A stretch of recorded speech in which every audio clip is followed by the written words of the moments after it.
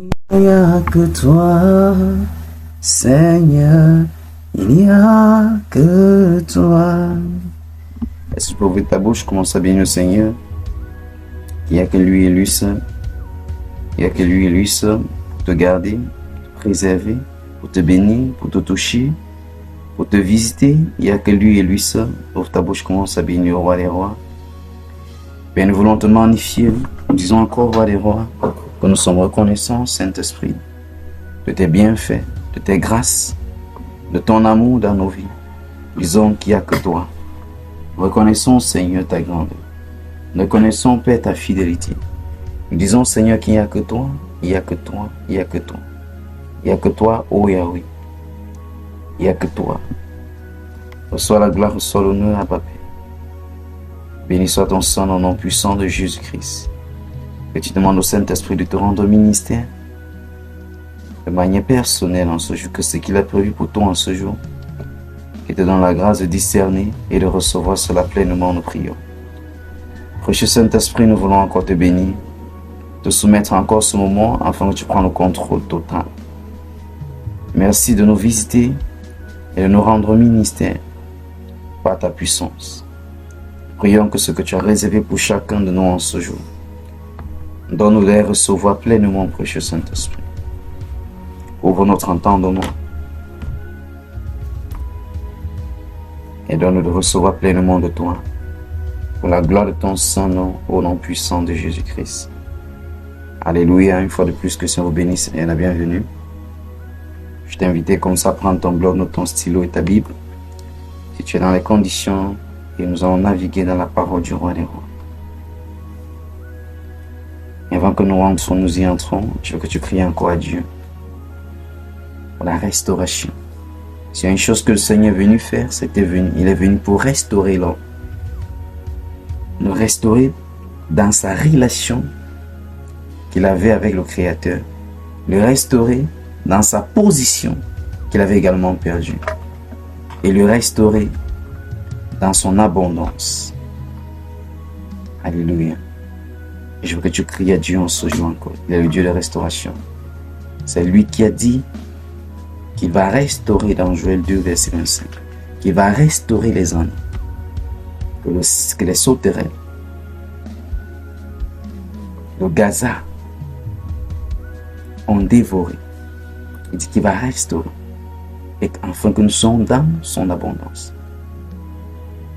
Et nous allons manger, nous sommes rassasiés, nous sommes satisfaits, nous allons louer son nom.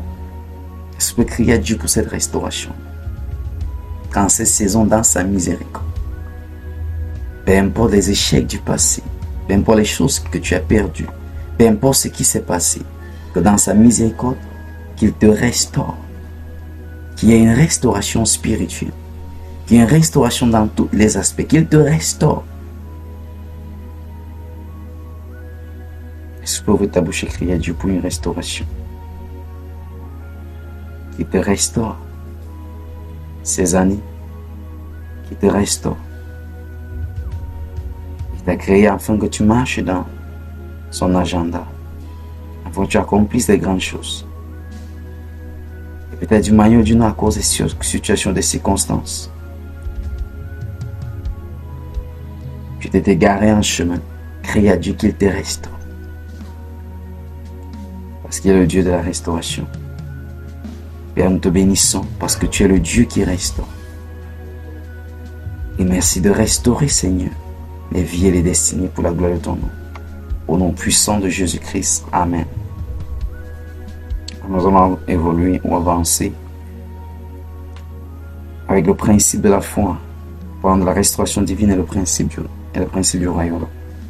Regardons le principe de la foi, la deuxième partie. La première place, nous avons vu Hébreux 11 au verset 1 qui nous donnait la définition de la foi.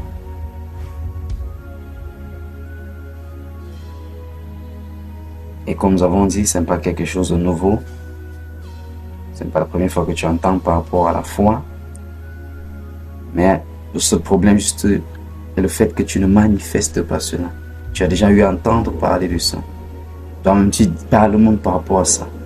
Mais est-ce que tu parviens à l'implémenter, à l'appliquer jusqu'à voir ce qu'elle produit, jusqu'à voir le résultat? Dans Hébreux 11, au verset 1er, que j'aimerais que nous revenons dessus, juste pour cette définition.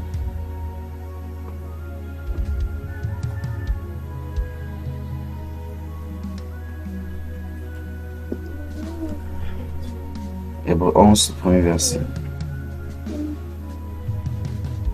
Hébreux 11, premier verset.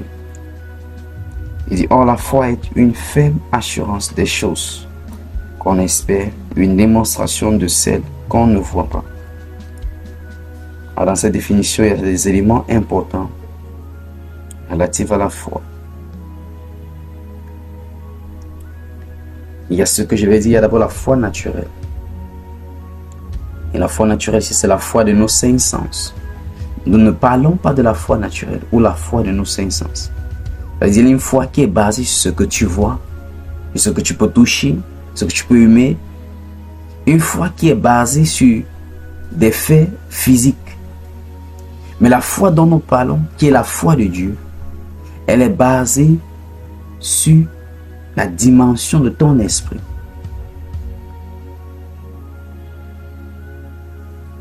Donc, elle est basée sur ce que Dieu dit. Il s'agit de la foi spirituelle, pas la foi naturelle. Je reprends, nous avons deux formes de foi. La foi naturelle, dont chacun de nous possédons cela. Nous avons cela. Par exemple, si je veux me lancer dans un business, c'est pas la foi de mes cinq sens. Par exemple, quelqu'un qui n'est pas, je vais dire, qui n'a pas une relation solide ou qui ne marche pas à la foi. Alors, s'il veut lancer un business ou un affaire ou quelque chose, il va se tenir sur la foi de ses cinq sens. Sur la foi naturelle, la foi de ses cinq sens. Sur la base de ce qu'il voit, sur la base de ce qu'il connaît, sur la base, il va se tenir sur ses foi. Sur la base de ce qu'on lui présente. Mais pour celui qui est enfant de Dieu et qui veut faire les choses selon les principes du royaume, la première place ne va pas se baser sur l'apparence de ce business qu'on le présente ou sur les statistiques de ce business.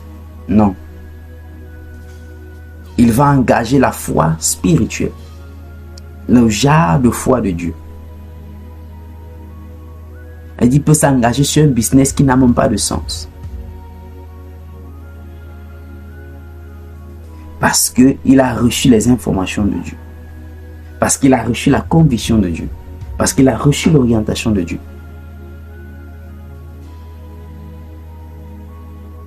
Alléluia.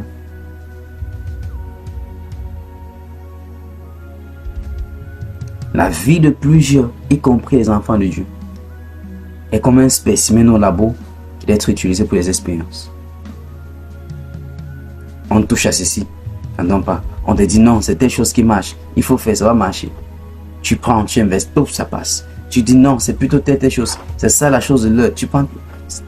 Tu ne peux pas, surtout si tu es enfant de Dieu, suivre ce train, suivre ce mode, suivre ces lignes. Marcher par la vue. Donc nous parlons de la foi spirituelle, la genre de foi de Dieu, pas la foi naturelle, la foi des cinq sens. Alléluia. Maintenant, parce que c'est la foi de ton esprit, la foi où c'est ton esprit qui est engagé, ce n'est pas automatique. Ça ne vient pas d'un jour au lendemain, non. Ça se travaille. Ça se travaille. Pour la foi des 500, c'est facile. Pourquoi? Parce que de ton jeune âge jusqu'à maintenant, la majorité de ta vie a été fondée sur le principe des 5 sens. Tout ce que tu fais est soutenu, est porté par tes 5 sens. Maintenant, lorsque tu viens au Seigneur, il y a un nouveau régime qui s'impose, un nouveau fonctionnement qui s'impose. Il s'agit d'un royaume dont les principes ne sont pas celles de ce monde. Donc tu commences une autre école, mais cette fois-ci c'est l'école de l'esprit. C'est l'école spirituelle. Tu as passé ta vie à l'école des cinq sens, à l'école de la connaissance, du développement de ton mental. Mais maintenant, c'est l'école du développement de l'esprit. Le fonctionnement n'est plus le même.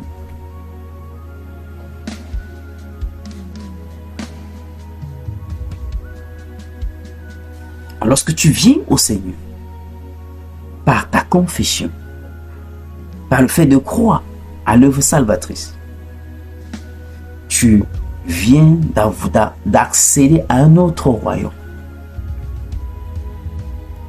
Un royaume céleste qui est différent du royaume terrestre. Maintenant, chaque royaume a ses principes, a ses règles, a ses lois, a ses statuts.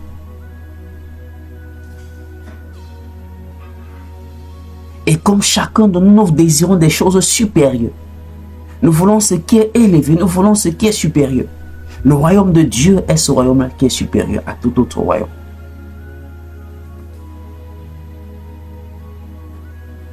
Donc ça a les principes supérieurs, ça a les règles. Tout ce qui est du royaume de Dieu est supérieur à toute autre chose que toi et moi nous pouvons imaginer.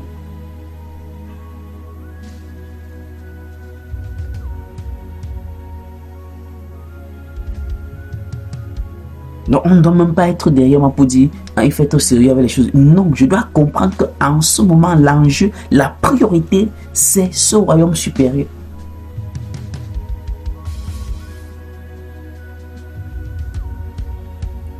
C'est ce qui est supérieur qui domine sur l'inférieur.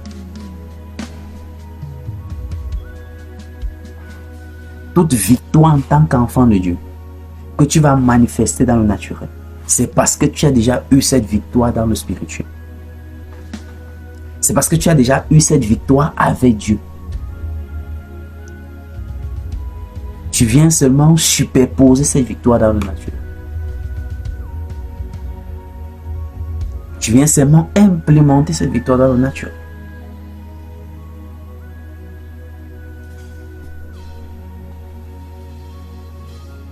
Donc lorsqu'on parle de la foi, ce n'est pas moins cher.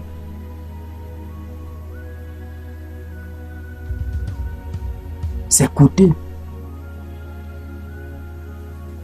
Alléluia. Parce que pour l'obtenir, il faut un prix. Il y a un prix. Ce n'est pas une récitation religieuse que non, ça va aller par la foi. Non, non, non. Pour chaque domaine que tu dois manifester la victoire par la foi, tu dois faire un investissement, un travail pour produire cette foi-là nécessaire.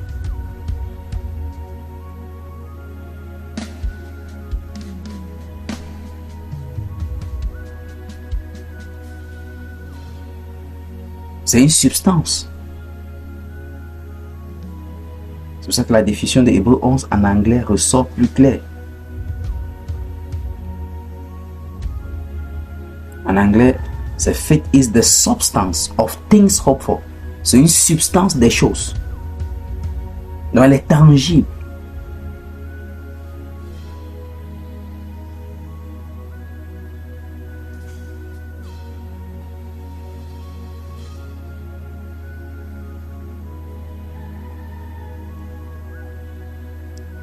Nous avons parlé hier sur quelques réflexions sur la foi. Pourquoi est-ce que j'ai parlé de cette réflexion-là par rapport à la foi? Parce que depuis que tu es enfant de Dieu, depuis que tu pars à l'église, tu entends parler de la foi, tu dis la foi chrétienne. Est-ce que tu t'es déjà assis pour réfléchir ce que c'est?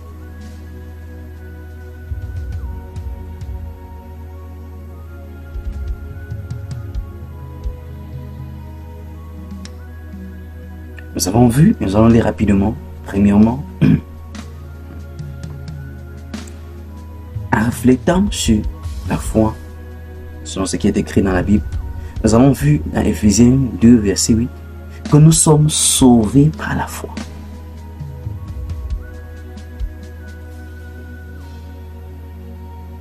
Nous avons vu dans 2 Corinthiens 5, 7, que nous ne marchons pas par la vue, mais par la foi. Et lorsqu'on parle de marcher, ce n'est pas les deux pas à la fois, un pas après l'autre. Ça veut dire nous posons des pas un après l'autre, les pas de foi. Nous marchons par la foi. Avec la foi que tu vas exercer aujourd'hui tout au long de la journée n'est pas la même foi que tu vas exercer demain, parce que tu ne connais pas à quoi est-ce que ressemble la journée de demain. La journée de demain viendra avec 7 défis. Et ces défis-là vont placer une demande d'une autre dimension de foi, de notre type de foi, de notre qualité de foi.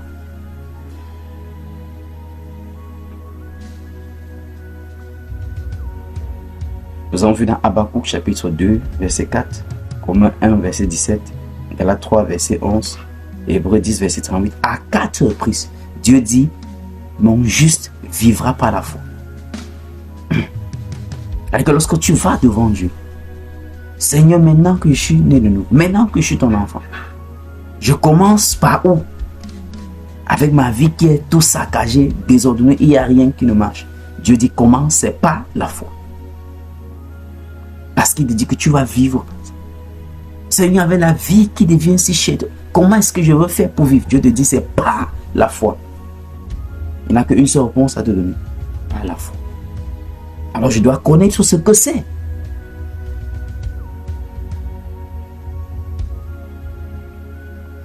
Si Dieu me dit que c'est par cette foi-là que je suis sauvé. Si Dieu me dit que je dois marcher que par cet élément appelé la foi. Par cette substance appelée la foi. Si Dieu me dit que je dois vivre par cette substance appelée la foi. Nous avons vu Matthieu 9, versets 27 à 29. Tu es guéri par la foi. Tu dis même ma guérison, c'est pas la foi. Nous avons vu 1 Jean 5, verset 4. Il dit ta victoire, c'est pas la foi.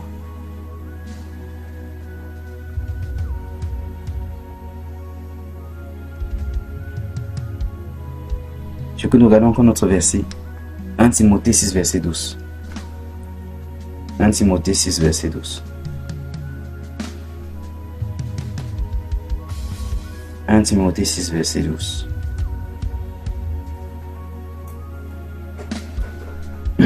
Là, c'est l'apôtre Paul qui parlait à Timothée.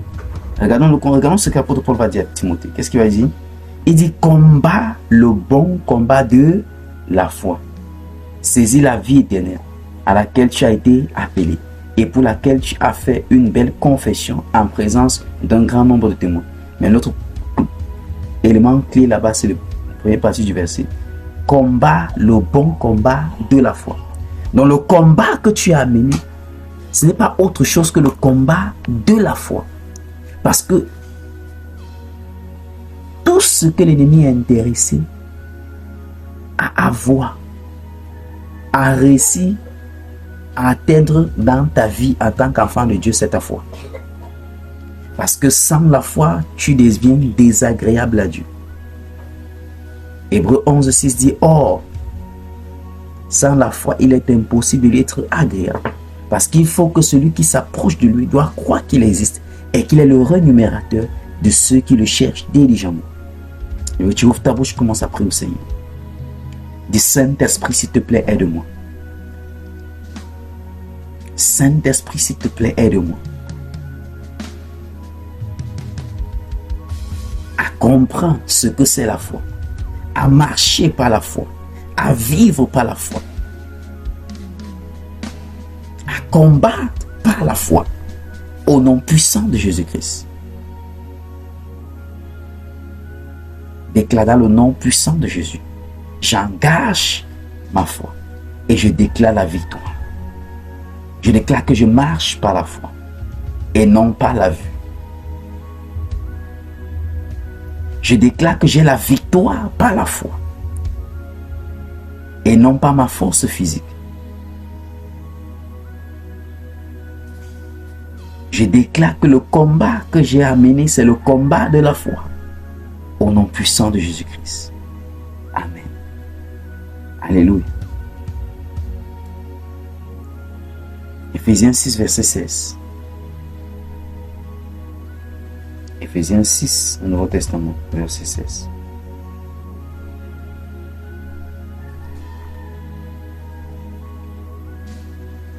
Éphésiens 6, verset 16.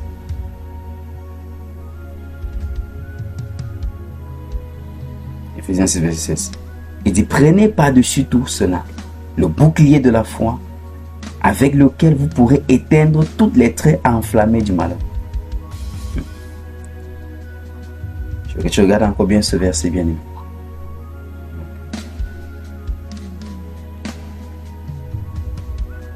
Je veux que tu regardes encore bien ce verset. Éphésiens 6, verset 16. Là, Éphésiens 6, nous parlons des armes de Dieu, c'est-à-dire que les armes que Dieu nous donne. Dieu nous donne ses propres armes. Les armes qu'il a utilisées pour clouer Satan à la croix, pour dominer Satan. C'est les mêmes armes qu'il nous donne. Et dans Éphésiens 6 au verset 16, il dit, prenez par-dessus tout cela. Il dit, le bouclier de la foi, avec lequel vous pourriez éteindre toutes les traits enflammés du malheur.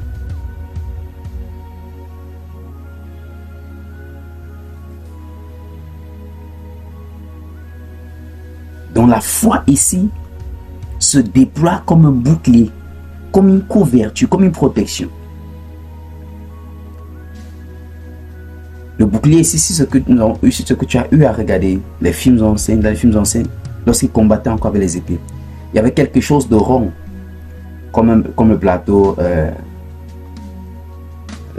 satellite, ou encore, je pense que c'est dans le film de, c'est quoi? C'est Captain America, il a justement quelque chose comme ça, appelé comme bouclier. Donc, voilà donc ça permet de te protéger. Et la parole elle est l'épée de l'esprit. Donc tu te couvres et tu combats avec. Et si la foi nous sert de bouclier, il dit pourquoi? Parce que l'ennemi va relâcher les flèches. Et comment faire pour éteindre ces flèches? Par le moyen de la foi. Déclare dans le nom de Jésus-Christ. J'éteins toute flèche enflammée du malin contre ma vie et celle des membres de ma famille. Par ma foi au nom de Jésus-Christ. J'engage ma foi comme bouclier contre toute flèche d'ennemi projetée contre ma vie et celle des membres de ma famille en cette saison. Je déclare cela brisé au nom puissant de Jésus-Christ. Alléluia.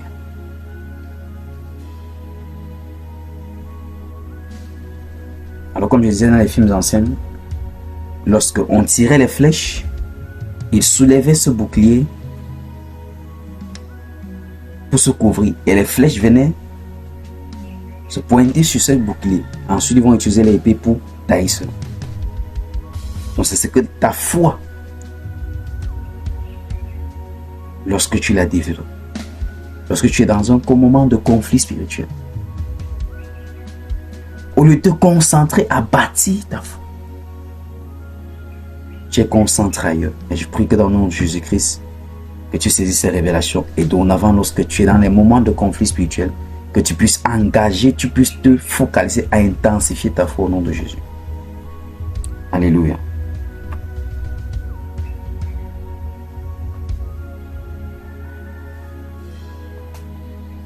Alors comment est-ce que la foi? La question maintenant c'est est-ce que j'ai la foi? Regardons Romains 12 verset 3. Romains 12 verset 3.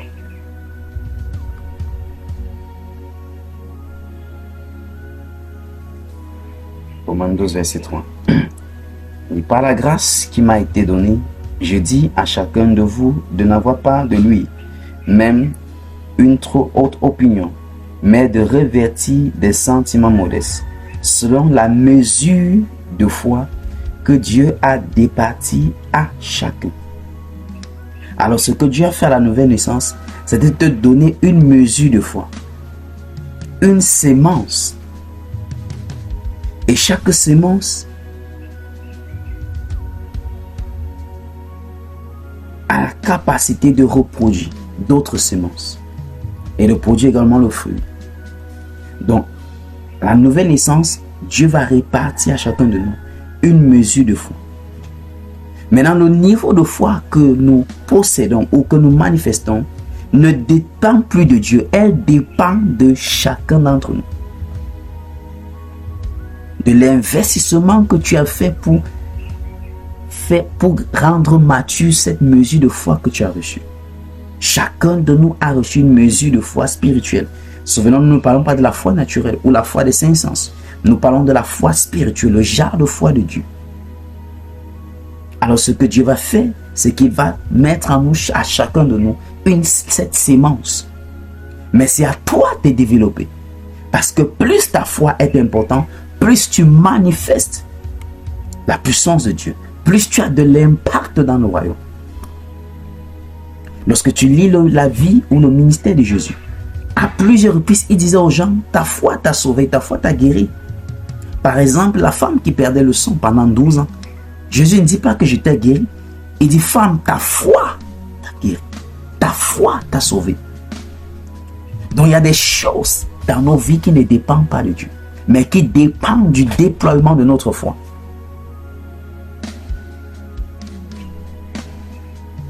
Alléluia.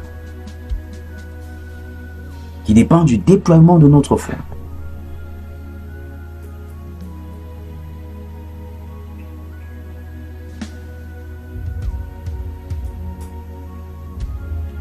Alors, comment est-ce que la foi marche?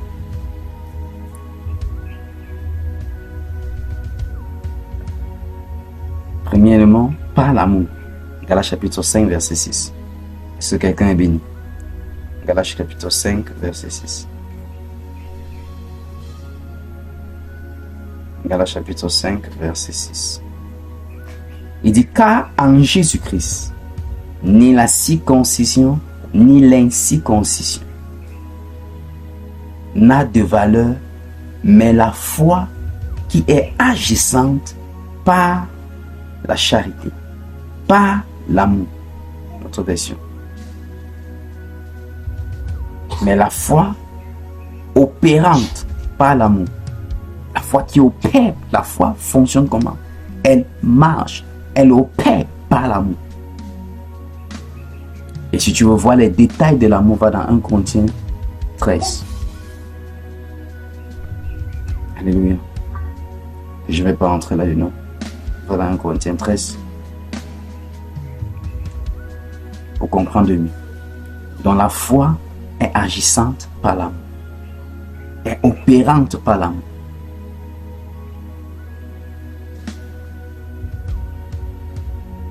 Deuxième moyen, comment est-ce que la foi opère? 2 Corinthiens 4, verset 13. 2 Corinthiens 4, verset 13.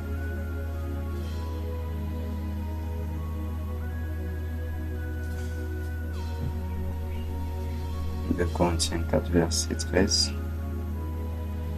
2 Corinthiens 4, verset 13. Il dit, et comme nous avons le même esprit de foi qui est exprimé dans cette parole de l'Écriture, j'ai cru, c'est pourquoi j'ai parlé. Nous aussi, nous croyons et c'est pour cela que nous parlons.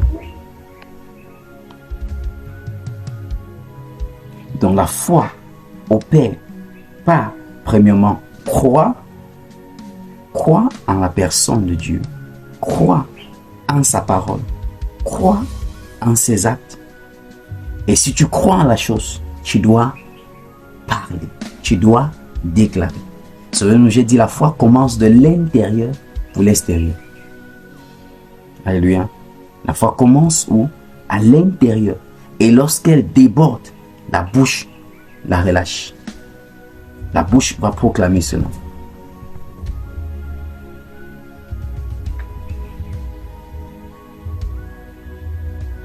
Donc, qu'est-ce que tu dois noter ou qu'est-ce que tu dois comprendre?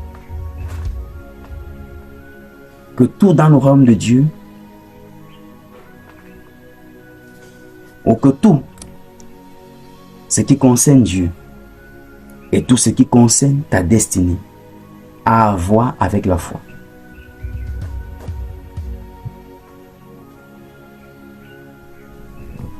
tout ce qui concerne Dieu et tout ce qui concerne ta destinée. Ça a à voir avec la foi. Alléluia.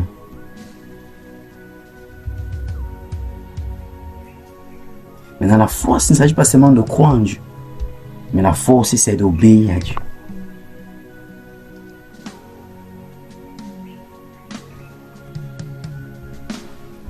Et pour démontrer que tu crois en lui, tu dois poser l'action.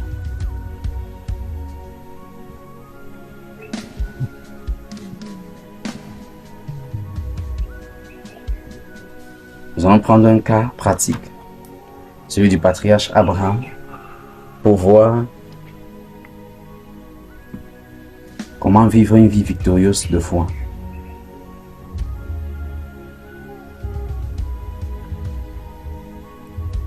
Romains chapitre 4. On a partir du verset 16. Je vois l'exemple du patriarche Abraham. Comment vivre une vie victorieuse de foi.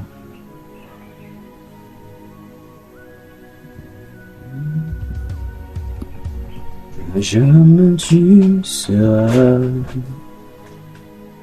jamais tu seras l'agneau sur le trône, l'agneau sur le trône. Je fléchis les genoux, oui je fléchis les genoux pour t'adorer toi seul. Romains 4, prenons verset 16.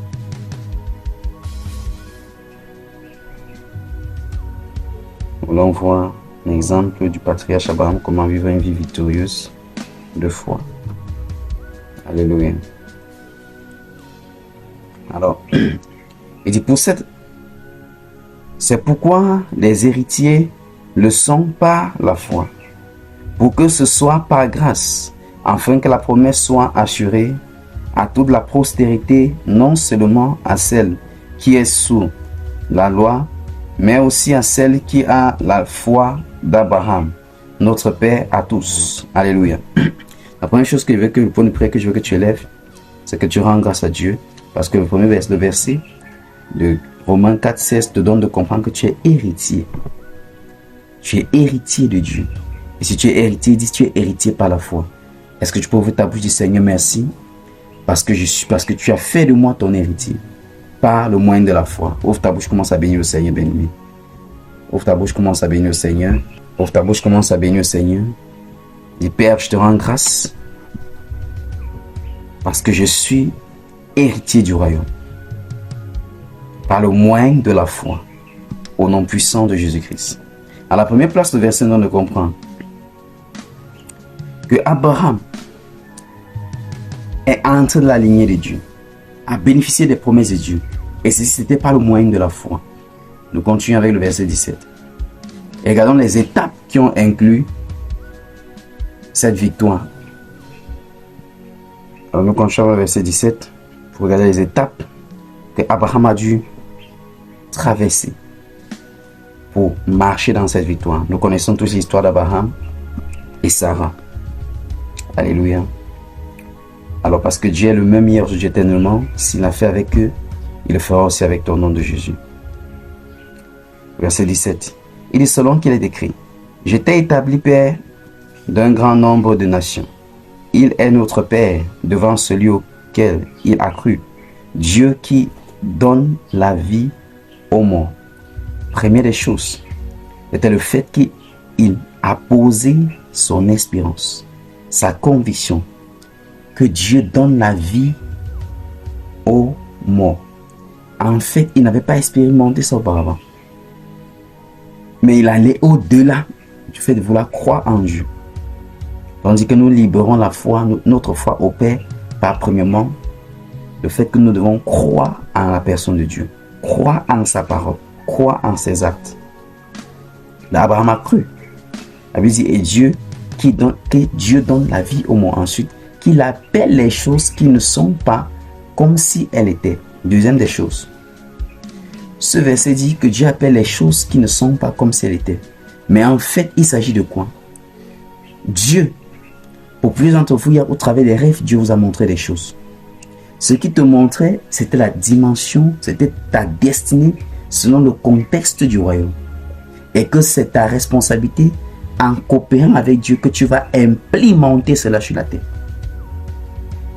Comme par exemple Joseph, Dieu va lui montrer, il va montrer sa geôle debout pour ses frères à terre, il va montrer comment la lune, le ciel, les étoiles et tout le reste se prosternaient et se prosternaient devant lui. L'interprétation était ceci. Son père me demandait donc, tu dis que nous allons nous soumettre sur toi. En fait, Dieu lui donnait sa destinée glorieuse. Mais il y avait les étapes qu'il devait franchir. Il y avait la fosse, il y avait la prison. Ensuite le palais, il y avait les accusations. Donc Dieu ne va jamais te montrer la totalité. Il va toujours te montrer la fin de la chose. Il va te montrer la chose, la partie glorieuse de la chose. Au travers des rêves, tu te vois en train de toucher des biens. Tu te vois en train de gérer des entreprises, gérer des choses. Ça, c'est la partie glorieuse de ta destinée prophétique. Mais tu devras maintenant, dans le naturel, faire marcher par la foi. Fais confiance à Dieu, pas à pas. Et tu vas traverser des choses que tu vas te poser la question, même si ça a un lien ou une relation directe à voir avec ce qu'il t'a montré dans la vision, avec ce qu'il t'a montré dans le rêve. Alléluia. Donc c'est pour ça qu'Abraham va dire que Dieu appelle les choses qui ne sont pas comme si elles étaient. En fait, Dieu te parle de ton futur dans le présent. Quand il disait à Abraham, Genèse chapitre 12, qu'il va faire de lui un père des nations, il sera béni, tout. C'était la gloire de l'appel de la vie d'Abraham. Mais on a vu les étapes qu'Abraham et Sarah ont traversées. Abraham, Sarah était stérile. Comment appeler père d'une multitude, appeler sa femme mère d'une multitude alors qu'elle est stérile? Alléluia. Parce que Dieu ne t'appelle pas selon la réalité physique. Il t'appelle selon la réalité spirituelle du royaume que tu appartiens. Est-ce que ça passe? Nous évoluons. Donc lorsqu'on dit qu'on appelle les choses qui ne sont pas comme c'était, ça veut dire quoi? Je prends un exemple, quelqu'un qui va avoir la victoire sur la maladie. Il va dans la parole de Dieu. Matthieu 8,16. Il s'est chargé de tes infirmités, il a porté tes maladies. C'est la réalité que tu vas commencer à confesser. C'est une réalité spirituelle, mais qui n'est pas encore physique. Cette réalité-là n'est pas présente physiquement. Tu sens les douleurs physiquement, ta bouche est amère physiquement, tout. Mais c'est une réalité spirituelle. Tu dois la transporter par le moyen de la foi. Tu dois convertir cette réalité-là. Et pendant que tu es en train de le faire, le Saint-Esprit va t'assister, va te dire quoi faire. Alléluia. Je déclare que c'est ta portion au nom de Jésus. Alors nous avançons au verset 18. Oh my God. Verset 18.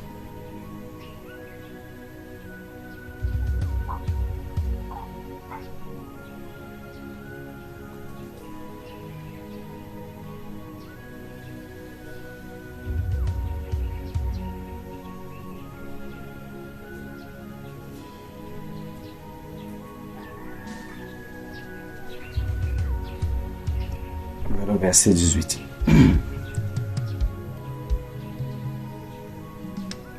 Il dit, espérant contre toute espérance.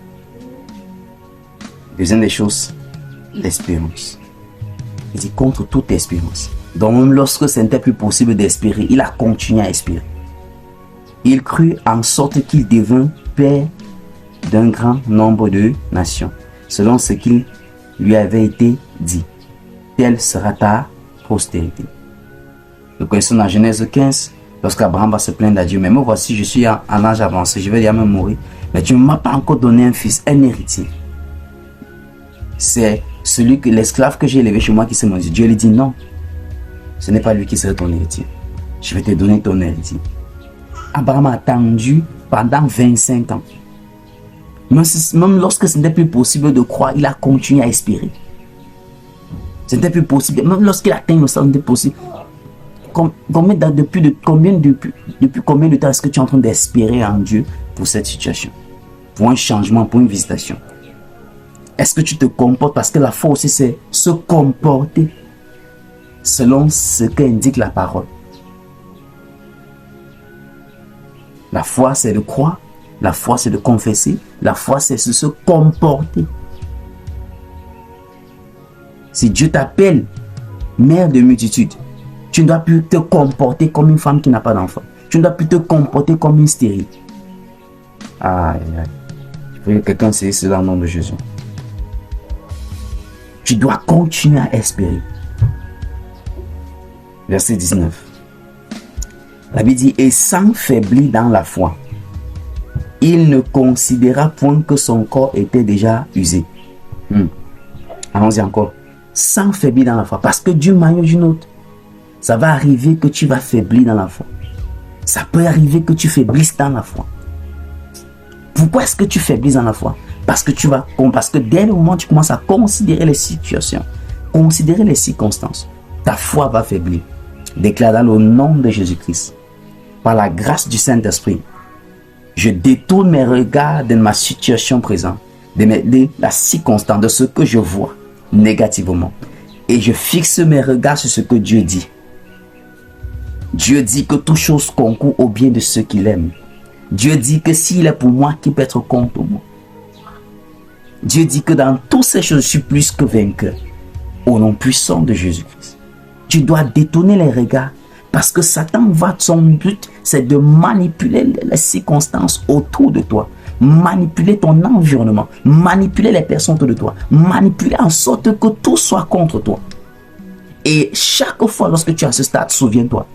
Si toute chose est contre moi, et que Dieu est avec moi, qui peut être contre?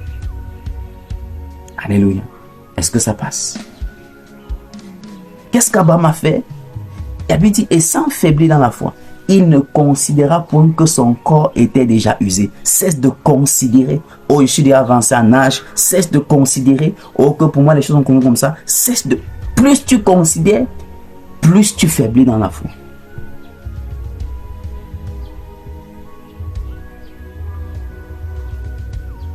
Déclare dans le nom de Jésus-Christ, je reçois la grâce et je renonce à toute considération négative qui atteigne mes pensées et mon cœur maintenant. Toutes choses que j'ai considérées à cause de la situation, des choses que j'ai traversées, j'ai expérimenté et qui affectent mes pensées et mon cœur. Par la puissance du Saint-Esprit, je brise le pouvoir et l'influence de cette considération maintenant. Je choisis de considérer ce que Dieu dit au nom de Jésus.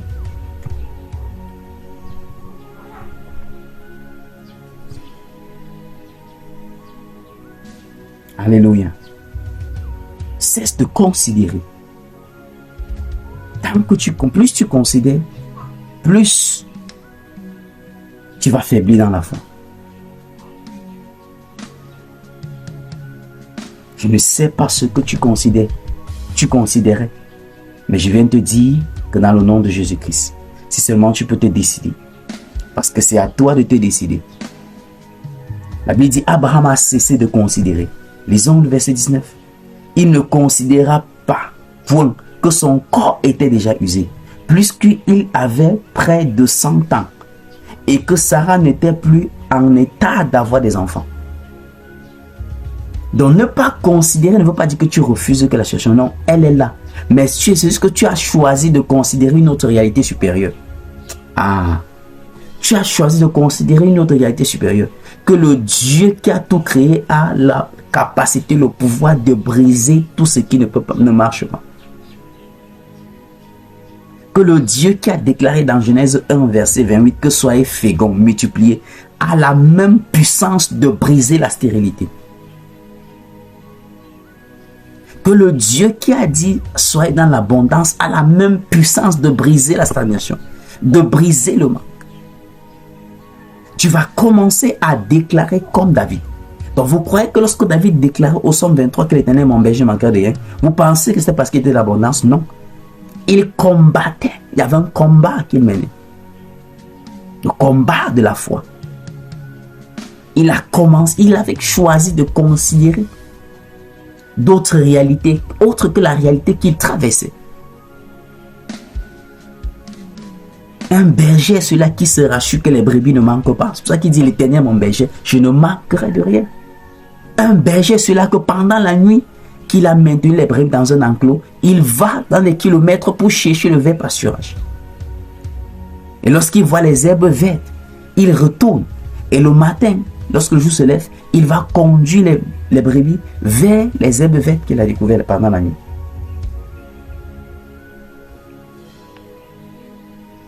Il est celui qui, lorsqu'il maintient les brebis dans l'enclos, il va sortir de nuit pour chercher les coups d'eau. Quand en journée, il va ramener les brebis pour qu'ils boivent de l'eau. C'est pour ça qu'il dit l'Éternel est mon berger. Ce n'est pas une chanson. Il renforçait cette réalité-là avec ce qu'il traversait. Parce qu'il me conduit d'une manière ou d'une autre.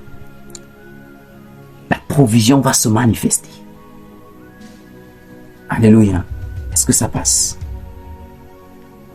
Déclare dans le nom de Jésus-Christ. Je reçois la grâce pour cesser de considérer les choses que les circonstances me présentent et de considérer ce que la parole de Dieu me présente, ce que la parole de Dieu me montre, au nom puissant de Jésus-Christ. En verset 20, la Bible dit, il ne douta point par incrédulité au sujet de la promesse de Dieu. Pour une foi victorieuse, quelles sont les promesses de Dieu que tu as rassemblées? Quelles sont les promesses de Dieu? Quelles sont les promesses de Dieu sur lesquelles tu te tiens dessus? C'est ce que Dieu va faire. Dieu fait comme il veut. Qui te dit ça? C'est un combat de foi. Tu te tiens sur ses promesses. Même lorsque les circonstances, même lorsque ce que tu traverses te montre le contraire, tu te tiens sur ses promesses. C'est ce qu'a fait le Père Abraham. Il dit, ne douta point par incrédulité au sujet de la promesse de Dieu. Quelle était la promesse de Dieu? Je ferai de toi un père des multitudes. Tant que tu ne te tiens pas ferme sur la promesse, souvenons-nous, Hébreux 11, verset 1. La foi est une ferme assurance. Peu importe ce que mes yeux voient, peu importe ce qu'on me dit, peu importe ce que j'entends, je reste ferme sur la promesse de Dieu. Mais tu dois d'abord recueillir ces promesses. Qu'est-ce que Dieu t'a promis concernant ce domaine? Quelles sont les promesses de Dieu qui résident, qui parlent de ce domaine, qui ressortent ce domaine? Ou tu as seulement dit que Dieu dit que, on dit que Dieu dit que. As-tu lu toi-même cette portion? As-tu recueilli toi-même cette portion? As-tu fait des recherches toi-même cette portion? Vous dites que la foi n'est pas moins chère. La foi, ce n'est pas le coco. La foi, ce n'est pas la bouche. C'est un travail de fond et de forme. C'est une découverte. C'est une recherche. Alléluia. Tu dois te tenir sur quelque chose. Voilà le parcours d'Abraham pour qu'il devienne père de multitudes, père des nations. Pour que Sarah accouche à 90 ans. Voilà le combat qu'ils ont mené. Il dit, il ne douta point par incrédulité. Est-ce que toi tu doutes? Est-ce que l'incrédulité a déjà pris place? Parce que chaque fois qu'il n'y a pas les promesses de Dieu, l'incrédulité va prendre place. Tu vas mettre en place tes propres stratégies pour résoudre le problème. Allons au verset 20 toujours. Il dit, mais il fut fortifié par la foi en donnant gloire à Dieu. Comment fortifier sa foi? Donner gloire à Dieu. Comment fortifier sa foi? Bénir le Seigneur. Libra Chatasco Bralico Siamante. Ouvre ta bouche, commence à bénir le Seigneur maintenant. Commence à glorifier le Seigneur maintenant. La Bible dit que lorsque le Seigneur avait fini de rendre ministère, avait fini de prêcher, il y avait plus de 5000 personnes. Et qui avaient faim parce qu'ils avaient passé 3 jours d'enseignement intense. Et il dit, donnez-les à manger. Les disciples disent, mais Seigneur, on va quitter où avec la nourriture, avec les pains pour eux? Même s'il faut aller acheter, la distance est longue. Mais on lui dit, il y a un jeune homme ici, avec 5 pains et 2 poissons. Jésus va demander qu'on fait asseoir les gens en différentes sections. La Bible dit, lorsqu'on lui a remis les 5 pains et les 2 poissons, il leva la tête vers le ciel et il rendit grâce. Verset 20. Il ne douta point par incrédulité au sujet de la promesse de Dieu, mais il fut fortifié par la foi, donnant gloire à Dieu. Comment se fortifier dans la foi? Une foi victorieuse et une foi qui donne gloire à Dieu, même lorsque la chose n'est pas encore accomplie. Père, je te rends grâce. Je te bénis, ô Abba Père. Merci Seigneur, parce que même comme je viens de perdre cet emploi, c'est une opportunité pour notre dimension. Apprends à donner gloire à Dieu. Apprends à rendre grâce à Dieu. Il a commencé à bénir le Seigneur. Seigneur, merci parce que c'est à l'âge de 75 ans, oui, que tu m'as appelé, mais jusqu'à cet âge, je vois ta main sur ma vie.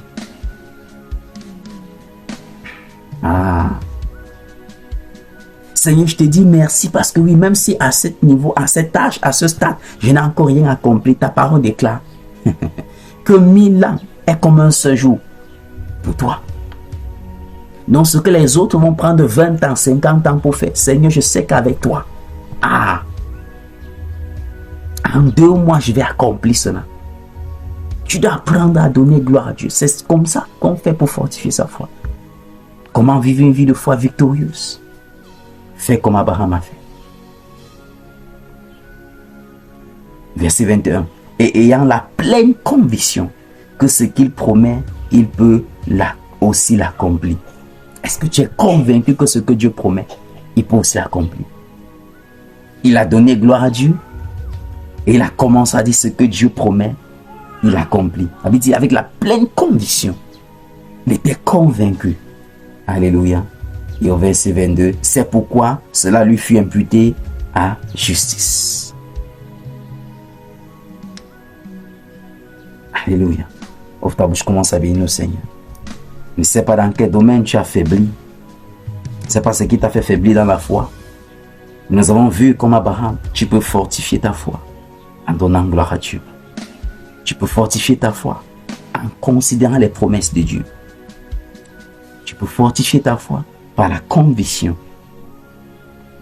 Tu peux fortifier ta foi en considérant que celui-là, c'est lui qui promet une chose et il l'accomplit. Il est celui qui promet la chose et l'accomplit. As-tu des promesses de Dieu sur lesquelles tu te tiens? Ou tu dis que je sais que Dieu va faire? As-tu des promesses? As-tu des promesses? Par rapport à ces situations dans ce domaine, quelles sont les promesses de Dieu que tu as rassemblées, que tu as recueillies pour te tenir dessus? Rendre grâce à Dieu pour la guérison alors que la guérison n'a pas encore pris place. La Bible dit, lorsque Jésus a prié pour les 10 lépreux, il les a dit, allez offrir, allez faire votre offrande au sacrificateur comme prescrit. Les lépreux n'étaient pas encore guéris, mais il les a dit, allez faire l'offrande.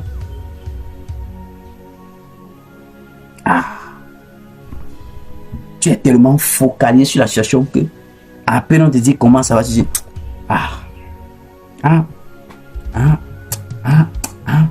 chaque fois tu passes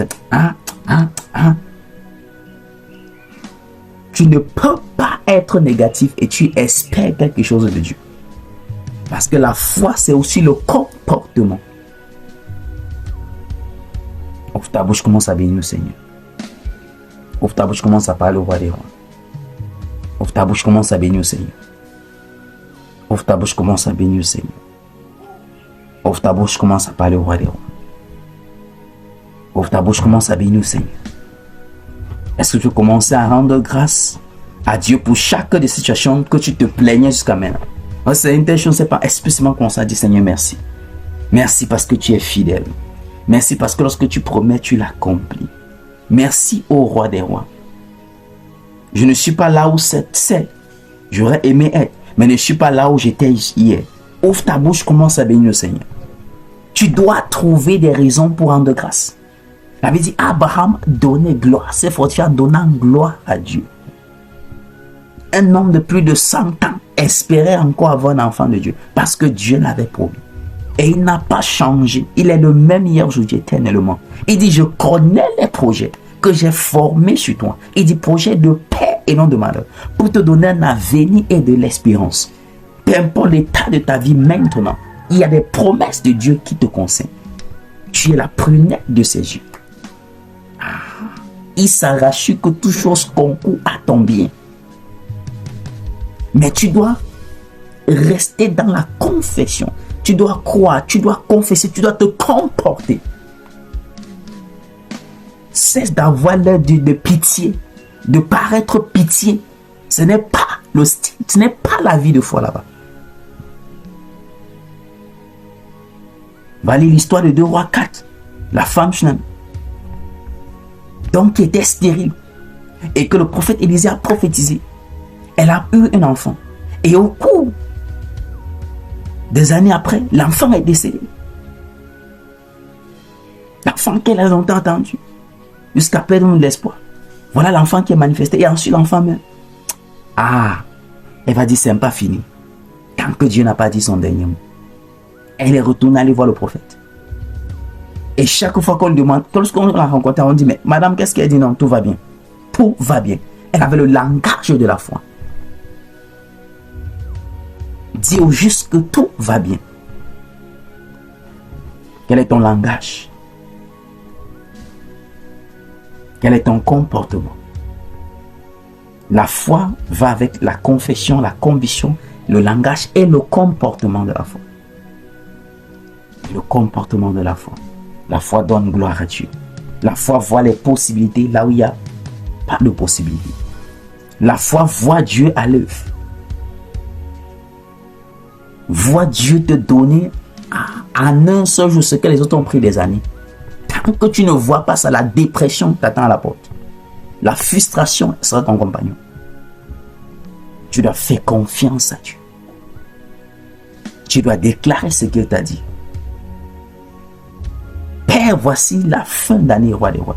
Je ne veux pas entrer, Seigneur, dans la nouvelle année sans recevoir une parole de toi. Donne-moi une parole, Seigneur, me concernant. Donne-moi une parole, Seigneur, concernant mes enfants. Donne-moi une parole, Seigneur, concernant ma famille. Est-ce que je peux crier à Dieu bien-aimé qui te donne une parole? Qui te donne une parole. Il a fait avec Abraham. Tous les hommes et les femmes qui se sont distingués dans la Bible, ils avaient reçu de Dieu des paroles directes. Dieu a dit à Abraham, celui qui te bénit, je le bénis. Celui qui te maudit, je le maudis. Donc, Abraham n'a pas besoin de dire que tant que tu me bénis, tu vas voir. Tant que tu me maudis, tu vas voir. Non. Si tu faisais ça, c'était entre Dieu et toi. Qu'est-ce que Dieu t'a dit? Parce que les tempêtes ne manqueront pas. Le vent va souffler. La tempête va faire sa part. Satan va jouer sa partition. Il va te secouer. Il va... Mais la seule chose qui va t'amener à tenir, ça serait la promesse que Dieu t'a donnée. Qu'est-ce qu'il t'a dit? C'est pour ça que tu cours ici et là. Tu es instable comme les eaux. Pourquoi? Parce qu'il n'y a aucune parole que tu as reçue de Dieu. Aucune parole. Tu n'es pas sûr de ta vie. Tu n'es pas sûr sur rien. Parce qu'il n'y a aucune parole que tu as reçue de Dieu. Mais ce qui fait la différence, c'est cette parole qu'on reçoit de Dieu. C'est une parole personnelle qu'on reçoit de Dieu. C'est la parole que Dieu t'a donnée. Lorsqu'il te donne ces paroles, tu sais que c'est Dieu qui t'a donné. Ce n'est pas au feu d'imagination. Parce que ça établit une conviction en toi. Qu'au milieu du feu, tu vas dire, oh roi, on va pas se prosterner. Tu deviens convaincu, oh my God. Ouvre ta bouche, dis Seigneur, te dis merci. Père, merci de me donner ma parole prophétique. De me donner cette parole, Seigneur, qui m'aidera à rester ferme, à rester inébranlable face aux défis de la vie, face aux vents et aux tempêtes. Seigneur, merci de me donner cette parole personnalisée pour ma famille, pour ma vie, pour ma génération, ô Père. Merci, ô Abba Père, au nom puissant de Jésus-Christ. Alléluia. Père, nous te bénissons ton nom de grâce. Merci, ô Adonai, merci, ô roi des rois. Tu es digne d'être loué, tu es digne d'être magnifié. Nous te bénissons, ô Seigneur, parce qu'en dehors de toi, il n'y a point d'autre Dieu. Je prie au roi des rois que la foi de quelqu'un soit catapultée à une autre dimension et que les résultats palpables soient manifestés au nom puissant de Jésus-Christ. Je prie que pendant que tu écoutes la parole de Dieu et que tu la mets en pratique, que tu acceptes les responsabilités qui viennent avec, Parce que la foi, c'est accepter sa part de responsabilité. Pendant que tu le fais, que les bénédictions attachées à cela se manifestent abondamment dans ta vie et celle des membres de ta famille. Au nom puissant de Jésus-Christ. Amen, amen, amen.